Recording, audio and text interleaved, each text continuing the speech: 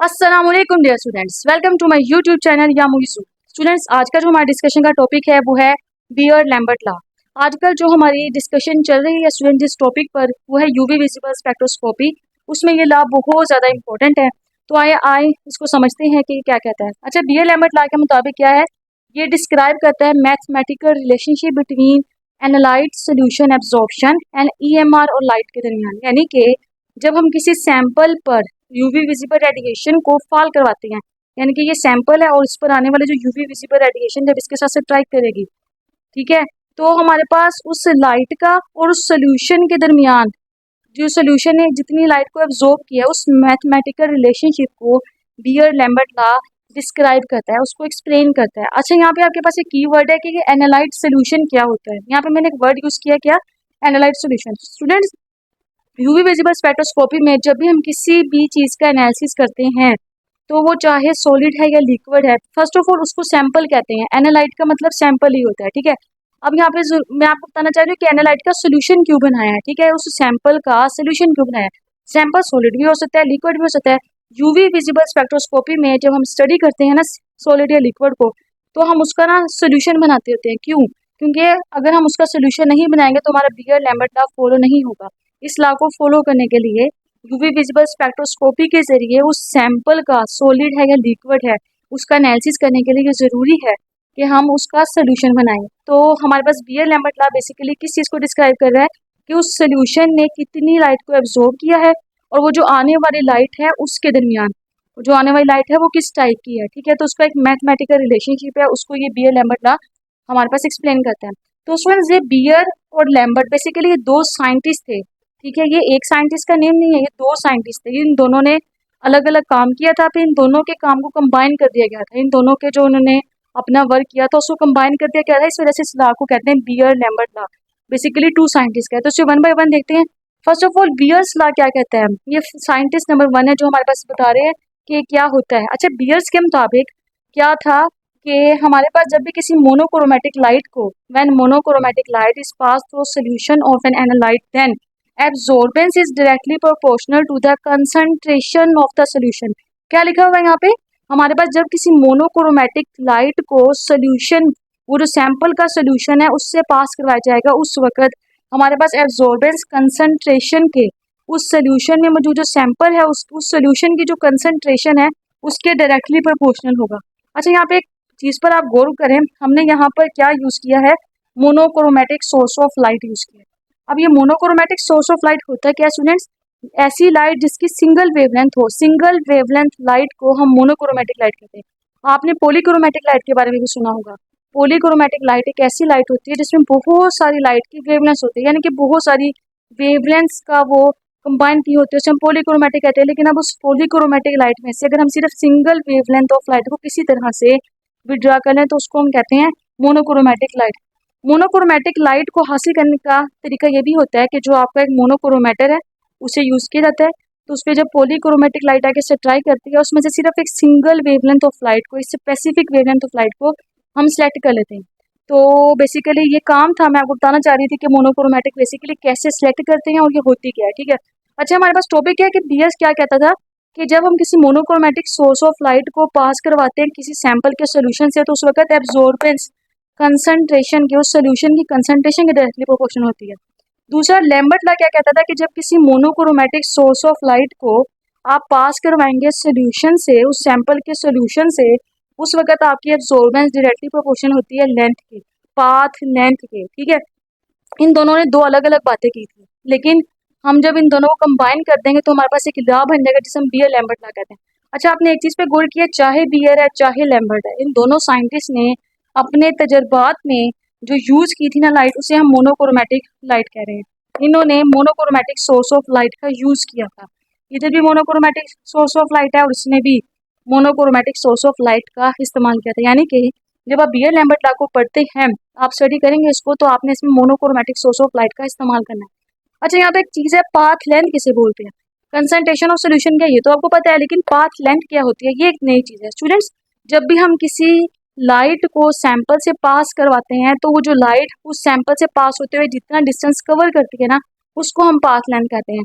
The distance covered by light when passing through the solution of the sample. ये आप देख सकते हैं, पाथ लेंथ को मैंने आपको डिफाइन कर दिया है, क्या कहते हैं, किसे कहते हैं, ये रेडिएशन है, ठीक है, और ये मेरे पास सैंपल पर है, उस सोल्यूशन का सैंपल है, ठीक है, सैंपल का सोल्यूशन है, सॉरी, ठीक है।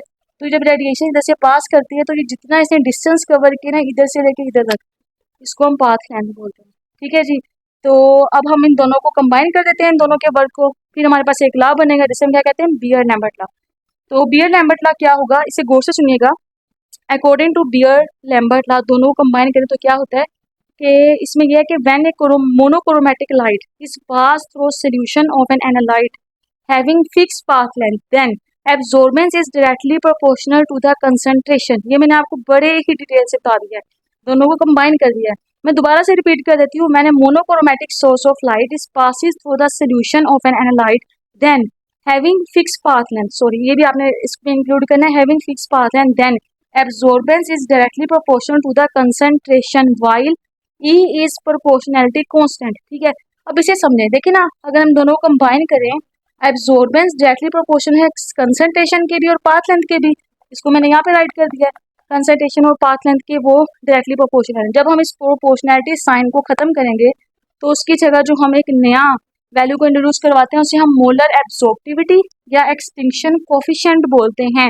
बेसिकली एक प्रोपोर्शनैलिटी कांस्टेंट है। सो बियर लैम्बर्ट लॉ क्या हुआ कि जब भी हम किसी मोनोक्रोमैटिक लाइट को पास करवाते हैं किसी सैंपल ऑफ सोल्यूशन से, ठीक है, किसी भी सोल्यूशन के जो सोल्यूशन बना हुआ है हमारे पास उस एनालाइट का, उस वक्त हमारे पास एब्जॉर्बेंस किसके डायरेक्टली प्रोपोर्शन होती है, कंसंट्रेशन के, और उस सोल्यूशन की पहले से हमने एक फिक्स पाथ लेंथ रखी होती है, ठीक है। और उस वक्त और जो हमारे पास प्रोपोर्शनलिटी कांस्टेंट आता है उसे हम मोलर एब्जॉर्प्टिविटी या एक्सटिंक्शन कोफिशिएंट कहते हैं। मे भी आप लोग यहाँ तक इजीली अंडरस्टैंड कर चुके होंगे क्योंकि मैंने इसे आपको बहुत अच्छे से बताया। अच्छा, मोलर एब्जॉर्प्टिविटी या एक्सटिंक्शन कोफिशिएंट को फिर हम इसकी भी वैल्यू निकाल सकते हैं ना इस फार्मूले से। अगर A is equal to E C L है तो आप E को साइड पे रख लें और C और L यानी कंसंट्रेशन और पाथ लेंथ को उस वाली साइड पे ले जाएंगे तो ये डिवाइड हो जाएंगे, absorbance over concentration into path length. अच्छा, मैंने ना आगे इसके यूनिट्स को डिस्क्राइब किया है, A के आगे ना मैंने 1 लिखा है, इस पर आपने गौर किया है, मैंने A के आगे 1 लिखा है, ऐसा मैंने क्यों किया है? तो जो एब्जॉर्बेंस है बेसिकली ये एक रेशियो है बिटवीन टू क्वांटिटीज, ये आप देख सकते हैं इसके फार्मूले में, log I naught over I, absorbance is equal to log I naught over I. I naught क्या होती है, ये ट्रांसमिटेड लाइट इंटेंसिटी है। आई नोट क्या है, ट्रांसमिटेड लाइट इंटेंसिटी। और जो आपकी आई है, अकेला जो आई होते हैं ना, ये हमारे पास ट्रांसमिटेड लाइट इंटेंसिटी है, और जो आई नोट है, सॉरी, ये आपकी इंसिडेंट लाइट होती है। तो एब्जॉर्बेंस का फार्मूला क्या है, आई नोट ओवर आई, यानी कि दो चीज़ों की रेशियो है। इस वजह से जब ये दोनों एक ऐसी वैल्यूज है, इस वजह से हमारे पास ये एक यूनिट लेस, एक डायमेंशनलेस क्वांटिटी है एब्जॉर्बेंस। दैट्स वाई मैंने इस फार्मूला में ड्राइव करने के लिए अपना यूनिट ई का ए की जगह मैंने 1 पुट कर दिया। कंसंट्रेशन का यूनिट क्या होता है, मोल पर डेसीमीटर क्यूब, मैंने उसे पुट किया है। लेंथ, पाथ लेंथ है बेसिकली वो डिस्टेंस है ना जो लाइट उस वक्त कवर कर रही है जब उसको सैंपल से पास करवाया जा रहा है, तो उसके लिए मैंने यहाँ पे सेंटीमीटर राइट कर दिया, ठीक है। अब चूंकि ये डिवाइड की नीचे है, जब इसे हम ऊपर लेके जाएंगे तो ये पर मोल डेसीमीटर क्यूब पर सेंटीमीटर हो जाएगा, ठीक है। कैसे हो जाएगा, क्योंकि ये माइनस था, जब इसको ऊपर लेके जाएंगे तो ये प्लस हो जाएगा, जो चीज़ माइनस थी वो प्लस हो जाएगी, जो प्लस थी वो माइनस हो जाएगी। मोल प्लस है, ऊपर जाके क्या हो जाएगा, माइनस, डेसीमीटर क्यूब पर डेसीमीटर क्यूब था, ऊपर जाके डेसीमीटर क्यूब हो जाएगा, और ये पर सेंटीमीटर हो जाएगा, ठीक है। अब हम चलते हैं अपने लॉ की तरफ। हम अपने ये जो हमारा लॉ है ना, इसके जरिए ना हम एब्जॉर्बेंस के 3 फार्मूला को फॉलो कर सकते हैं, 3 फार्मूला को मालूम कर सकते हैं। अच्छा, दो तो आपको पता है ना कि एब्जॉर्बेंस इक्वल टू है ई सी एल के according to Beer Lambert law, ठीक है। एक एब्जॉर्बेंस का मैथमेटिकल फार्मूला होता है log आई नोट ओवर आई, ये भी आप जानते हैं। इसके जरिए हम एक और फार्मूला भी निकाल सकते हैं इन दोनों चीज़ों को यूज़ करके, वो है 2 माइनस log परसेंटेज ट्रांसमिटेंस के। अब ये कैसे निकालते हैं ना वो हम सीखते हैं। अच्छा स्टूडेंट्स, ए तो आपको पता चल गया, टी स्टैंड फॉर ट्रांसमिटेंस क्या होती है पहले ये जान लें। कोई भी सैंपल है ना, जब हम उससे लाइट को पास करवाते हैं, लाइट को पास करवाया जा रहा है सैंपल से, तो उस लाइट का कुछ हिस्सा सैंपल एब्जॉर्ब कर लेता है। कैसे एब्जॉर्ब करेगा, उसके साथ इंटरेक्शन शो करके, ठीक है। तो जो लाइट का वो हिस्सा जो एब्जॉर्ब हो गया है सैंपल में उसे हम एब्जॉर्बेंस कहते हैं, और लाइट का वो पार्ट जिसके साथ इंटरेक्शन शो नहीं होता सैंपल का, उसको वो ट्रांसमिट कर देता है, रिफ्लेक्ट कर देता है, ठीक है। उस ट्रांसमिटेड लाइट को हम टी से रिप्रेजेंट करते हैं, और उसका फार्मूला क्या होता है, आई ओवर आई नोट, यानी transmitted light intensity over incident light intensity, I note for incident light intensity, और सिंपल आई किस चीज को रिप्रेजेंट करता है, ट्रांसमिटेड लाइट इंटेंसिटी को। एक बात और पे गौर करें, एब्जॉर्बेंस और ट्रांसमिटेंस एक दूसरे के इनवर्स है। ये आई नोट ओवर आई है और ट्रांसमिटेंस क्या है, आई ओवर आई नोट। तो हम एक रिलेशनशिप निकाल सकते हैं इन दोनों के दरमियान, इन दोनों का एक रिलेशनशिप बन सकता है क्या, absorbance is equal to log 1/t। क्यों, क्योंकि ये एक दूसरे के इनवर्स हैं। अच्छा, हम इसको ऐसे भी तो लिख सकते हैं ना, टी यहाँ पे डिवाइड के नीचे है, डिवाइड में है तो सीधे हम ऊपर लेके जाएंगे, तो ये हो जाएगा -log t। ठीक है, कि दोनों फार्मूले पॉसिबल हैं फॉर एब्जॉर्बेंस के लिए, वो formulas are possible for absorbance. अच्छा, परसेंटेज ट्रांसमिटेंस क्या है, अगर transmittance I over I naught है तो जो परसेंटेज निकालेंगे तो उसको 100 से डिवाइड करना, मल्टीप्लाई करना पड़ेगा, मल्टीप्लाई करेंगे। सेकंड स्टेप आप क्या करोगे, दोनों साइड पर, left hand side and right hand side, दोनों साइड पे आप लोग लोगे, यहाँ पे भी लोग लेंगे और यहाँ पे भी लोग लेंगे, तो इसके जरिए क्या होगा, लोग परसेंटेज टी हो जाएगा, इस वैल्यू का लोग लेंगे तो ये आएगा, 100 का लोग भी ऐसे आ जाएगा। ठीक है। अच्छा, इसको बताने से पहले मैं आपको ये बताना चाहती हूँ, हम ना इस वैल्यू का जब लोग लेंगे ना, लोग परसेंटेज टी, इसी तरह इस पूरी वैल्यू का हम इधर ब्रैकेट लगाकर बाहर लोग राइट करते हैं, तो उसके बाद जब हम इसको खोलते हैं तो ये आता है, तो ये इससे ये कैसे बनता है, ये आपको ये फार्मूला अच्छे से बता रहा है कि लोग ए इंटू बी है, इंटू ए प्लस बी है, तो इक्वल टू होता है लोग ए प्लस लोग बी के। तो इस फार्मूला के तहत जब हम इस पूरी वैल्यू का लोग लेते हैं तो लोग आई ओवर आई नोट पैदा हो जाएगा। अब इसके दरमियान प्लस आ रहा है तो यहाँ पे भी प्लस आ जाएगा और लोग 100 हो जाएगा। अब लोग 100 2 के इक्वल होता है, तो उसको मैंने यहाँ पे 2 पुट कर दिया और ये वाली वैल्यू एज इट इज ऐसी आ जाएगी। अब यहाँ पे माइनस कैसे आया स्टूडेंट, ये है आई नोट ओवर आई। अगर मैं इसको लिखूँ आई नोट ओवर आई, ये आई ओवर आई नोट है, अगर मैं इसको उल्टा लिखूंगी, उलट कर दूं, ऑपोजिट कर दूं, तो यहाँ पे नेगेटिव आएगा, जाहिर है मैंने इसको उल्टा किया है। ठीक है, आई नोट को ऊपर ले आई हूँ और आई को मैं नीचे ले आई हूँ। अब मैंने ऐसा क्यों किया है, ताकि मेरे पास एब्जॉर्बेंस का फार्मूला बन जाए। एब्जॉर्बेंस का फार्मूला क्या है, लोग आई नोट ओवर आई। ये चीज हासिल करने के लिए, ये एब्जॉर्बेंस को हासिल करने के लिए मैंने यहाँ पे ऐसा किया है कि मैंने इसका इनवर्स ले लिया है, तो यहाँ पे नेगेटिव आ जाएगा। ठीक है, अब जो ये वाला हमारे पास इतना इतना फार्मूला है, ये जो आप देख रहे हैं, लोग आई ओवर आई नोट, बेसिकली ये तो एब्जॉर्बेंस के इक्वल है। आप इस फार्मूले को देखें तो ये एब्जॉर्बेंस के इक्वल है, ये जो नेगेटिव साइन था ये एज इट इज नीचे आ जाएगा। ठीक है, ये लोग परसेंटेज टी और माइनस ए और ये +2।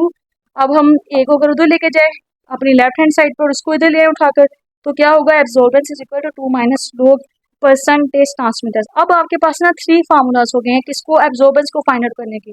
अब आपके पास कोई भी न्यूमेरिकल हो, आप उसको इजीली सोल्व कर सकते हैं। अगर आपके पास मोलर एब्जॉर्बिविटी, कंसंट्रेशन और पाथ लेंथ गिवन है, you can find out absorbance. लेकिन अगर आपको सिर्फ ट्रांसमिटेड लाइट इंटेंसिटी और एब्जॉर्ब्ड लाइट इंटेंसिटी के, इंसिडेंट लाइट इंटेंसिटी के बारे में बताया जाता है, सॉरी, तो आप एब्जॉर्बेंस तब इस फार्मूले से फाइंड आउट कर सकते हो।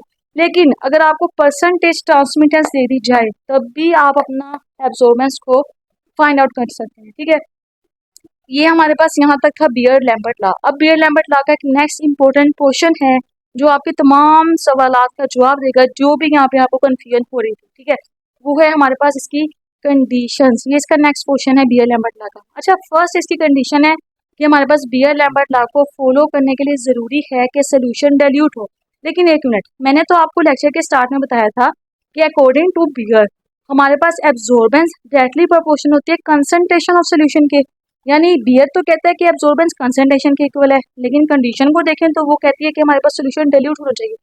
अगर हम इन दोनों को मिलाएं तो आपको ये बात पता चलेगी। इसका मतलब ये है कि जब हम चाहते हैं कि हमारा बियर लैम्बर्ट लॉ फॉलो हो तो सोल्यूशन हमारे पास नॉर्मल होना चाहिए, ना तो बहुत ज़्यादा कंसनट्रेटेड हो और ना ही बहुत ज़्यादा डाइल्यूट हो। ठीक है जी, अब यहाँ से आप कंफ्यूज हो सकते हैं ना। अब यहाँ के मुताबिक देखिए ना, बियर के मुताबिक कंसंट्रेशन के बढ़ाने से एब्जॉर्बेंस को बढ़ना चाहिए।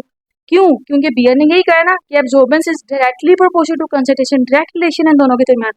अगर कंसंट्रेशन को बढ़ाएंगे तो एब्जॉर्बेंस बढ़ेगी, लेकिन ऐसा नहीं है। कंडीशन के मुताबिक क्या है कि सोल्यूशन आपका नॉर्मल होना चाहिए, डाइल्यूट होना चाहिए, ना बहुत ज़्यादा कंसंट्रेटेड हो और ना ही बहुत ज़्यादा डाइल्यूट हो। अब ये ऐसा क्यों है कि ना बहुत ज़्यादा कंसंट्रेटेड हमारे पास बियर लैम्बर्ट लॉ को फॉलो करता है, और अगर सोल्यूशन बहुत ज़्यादा डाइल्यूट हो गया तो भी वो बियर लैम्बर्ट लॉ को फॉलो नहीं करेगा। स्टूडेंट, इसकी रीज़न ये होती है कि जब सोल्यूशन बहुत ज़्यादा कंसंट्रेटेड होता है, ठीक है जी, उस वक्त जब हमारे पास सोल्यूशन बहुत ज़्यादा कंसंट्रेटेड होगा, उस वक्त हमारे पास पार्टिकल्स, सोल्यूशन के अंदर पार्टिकल्स एक दूसरे के बहुत ज़्यादा करीब आ जाएंगे, और हमारे पास जो लाइट, आने वाली लाइट है, यूवी विजिबल लाइट, वो अच्छे से एब्जॉर्ब नहीं हो पाएगी।